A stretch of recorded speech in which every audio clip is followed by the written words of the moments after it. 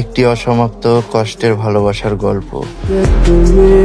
বদলে গেছে অনেক কিছুই, শুধু বদলায়নি তোমার সাথে কাটানো স্মৃতির মুহূর্তগুলো, যা আজও রোজ রাতে আমাকে যন্ত্রণা দেয়। আমি রাগলেই তুমি বলতে, এটা রাগ নয়, এটা হচ্ছে তোমার প্রতি আমার ভালোবাসার সমষ্টি। তুমি ভুল ছিলে, যদি আমাকে এতটাই ভালোবাসতে তাহলে কেন জীবনের কঠিন সময় হাত ছেড়ে দিলে? জানি তোমার কাছে কোনো উত্তর নেই, আর আমি তোমার কাছে কোনো উত্তর চাইও না। আমি সবসময় চাই তুমি ভালো থাকো তোমার প্রিয়জনকে নিয়ে, আর আমি না হয় আমার প্রিয়জনকে উৎসর্গ করে দিলাম।